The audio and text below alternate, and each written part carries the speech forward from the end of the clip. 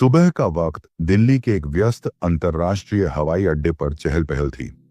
Terminal 3 में हर तरफ लोग भाग दौड़ में थे।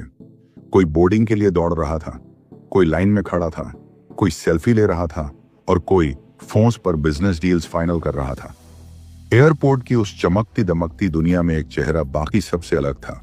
एक बुजुर्ग आदमी, फटी हुई कमीज, चप्पल घिसी हुई हाथ में एक पॉलिथीन बैग और जेब में एक पुराना टिकट। चेहरे पर हल्की दाढ़ी, आंखों में घबराहट, लेकिन साथ में एक उम्मीद। वो किसी से कुछ नहीं मांग रहा था, बस लाइन में खड़ा था, चुपचाप बार बार अपना टिकट देखता, फिर काउंटर की तरफ नजर उठाता, जैसे पहली बार किसी ऐसे सफर पर निकला हो जहां पहुंचने का सपना उसने बरसों से देखा था। नाम था उसका रामदीन। पेशे से एक बेलदार, उम्र 60 के करीब, और आज पहली बार हवाई सफर करने आया था। कारण अपने बेटे के पास कनाडा जाना, जिसे उसने मजदूरी करके पढ़ाया और आज जो वहां नौकरी करता है। दृश्य बदलता है। एयरपोर्ट का मैनेजर तरुण माथुर कड़क सूट में रब से चलता हुआ आ रहा था। उसे भीड़ में रामदीन दिखा। तरुण की भौहें सिकुड़ गईं। अरे ये क्या मजाक है? ए तू यहां क्या कर रहा है?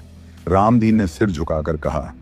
बाबूजी, टिकट है मेरे पास, बेटा भेजा है, कनाडा जाना है। तरुण हंसते हुए, टिकट? तू हवाई जहाज में देखो भाई, नौटंकी करने का नया तरीका मिल गया है भिखारियों को। लोग चुपचाप तमाशा देखने लगे। कोई कुछ नहीं बोला। रामदीन अब भी कोशिश कर रहा था कि अपना टिकट दिखा दे, कुछ समझा सके, लेकिन तरुण ने उसका हाथ झटक दिया। चल बाहर और दोबारा इस इमारत के अंदर मत दिखना, ये जगह तुम्हारे जैसे लोगों के लिए नहीं है। फिर उसने सिक्योरिटी को बुलाया। रामदीन को खींचकर बाहर फेंक दिया गया। भीड़ खामोश थी, किसी ने एक शब्द नहीं कहा।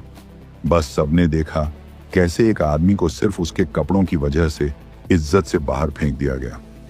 लेकिन तभी भीड़ में से एक शख्स आगे आया, सीधा खड़ा, शांत चेहरा, सादा कुर्ता पायजामा, ना कोई दिखावा, ना कोई बड़ा लाभ। लश्कर उसने कुछ नहीं कहा, बस मोबाइल निकाला और एक कॉल किया। उसका लहजा सदा हुआ था, code Indigo, terminal 3, immediate action. भीड़ अभी भी सन्न थी। सब सोच रहे थे ये आदमी है कौन? एयरपोर्ट की वो भीड़ अब खामोश नहीं थी। सबके चेहरों पर सवाल थे। कौन है ये आदमी? क्या हुआ था? उस कॉल में क्या वाकई कुछ बदलने वाला है?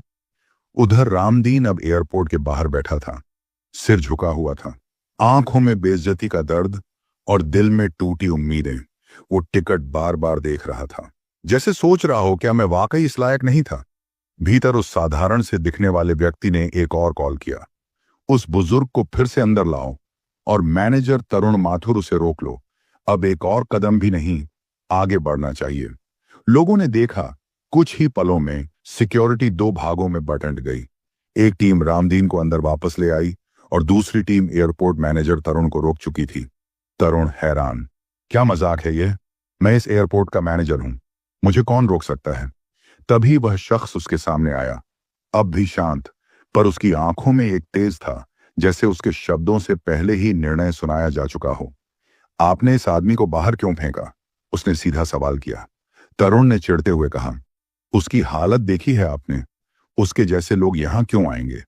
तो आपने उसकी गरीबी देखी? टिकट नहीं? तरुण चुप। उसकी चप्पलें देखी? उसके चेहरे की उम्मीद नहीं देखी? भीड़ अब धीरे धीरे पास आने लगी थी। हर कोई अब ध्यान से सुन रहा था। कैमरे निकले जा चुके थे। नाम क्या है आपका? तरुण ने गुस्से में पूछा। उस आदमी ने जेब से एक छोटा कार्ड निकाला और तरुण के मुंह पर रख दिया। तरुण के चेहरे से रंग उड़ गया। उस कार्ड पर लिखा था, Aryan Malik, founder and chief stakeholder, Sky Glide Airlines. उसी एयरलाइन का सबसे बड़ा मालिक जिसके टर्मिनल पर यह सब घटा था। आर्यन ने धीरे से कहा, आपको नौकरी से उसी वक्त निकाला जा चुका था जब आपने इंसान की पहचान उसके कपड़ों से की, इंसानियत से नहीं। भीड़ में एक सन्नाटा छा गया। किसी ने ताली नहीं बजाई, किसी ने सीटी नहीं मारी, क्योंकि उस पल में शोर की नहीं, समझ की जरूरत थी। रामदीन अब अंदर आ चुका था। उसके सामने आर्यन खड़ा था। आपका बेटा कौन है? आर्यन ने पूछा। रामदीन कांपती आवाज में, मेरा बेटा हरप्रीत कनाडा में नौकरी करता है। बोला था बाबूजी इस बार आप आना, मैं टिकट भेजता हूं, पहली बार प्लेन में बैठिएगा। आर्यन ने मुस्कुराकर कहा, आज आप अकेले नहीं जा रहे, आज पूरा देश देखेगा कि सच्ची इज्जत पहनावे से नहीं आती, वो आती है उस सफर से जो इंसानियत से तय किया गया हो। तरुण को सिक्योरिटी ने ले जाया। आर्यन ने स्टाफ से कहा, इस एयरपोर्ट पर अब से एक नया नियम है, कोई भी यात्री छोटा नहीं होता, हर किसी के साथ सम्मान होगा, चाहे वह सूट में आए या धोती में। टर्मिनल 3 अब सिर्फ एक एयरपोर्ट नहीं रह गया था, वो एक गवाह बन चुका था उस लम्हे का जहां एक बुजुर्ग की इज्जत लौटाई गई थी और एक घमंडी मैनेजर को उसका असली आईना दिखाया गया। रामदीन अब फर्स्ट क्लास लाउंज में बैठा था।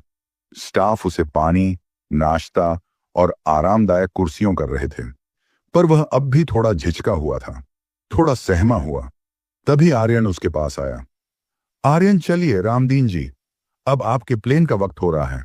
और हाँ, बोर्डिंग आपके बेटे ने नहीं, मैंने कराई है मेरे गेस्ट के तौर पर। रामदीन धीरे से नम आंखों से, आप कौन है बाबूजी, इतना क्यों कर रहे हैं मेरे लिए? आर्यन एक पल चुप रहा, फिर कहा, आप जानते हैं जब मैं छोटा था तो मेरे पिता भी मजदूरी करते थे, सड़कों पर काम करते थे। एक दिन वह किसी काम से एक होटल में गए जहां उन्हें भिखारी समझकर गेट से धक्के मारकर निकाल दिया गया। मैंने देखा वह चुप रहे, लेकिन उस दिन मैं टूट गया था। तभी से तय किया था, अगर कभी जिंदगी में ऊपर पहुंचा तो किसी को उसके कपड़ों से नहीं, उसकी नीयत और मेहनत से पहचानूंगा। आज आपने मुझे मेरा ही वादा याद दिलाया। रामदीन की आंखें भर आईं, वो बस इतना कह पाया, आप भगवान हैं बेटा।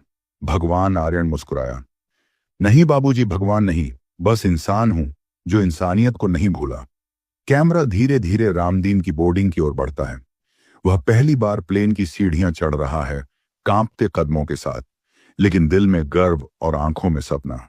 काउंटर से एक एयर होस्टेस उसकी ओर झुककर कहती है, वेलकम ऑन बोर्ड सर।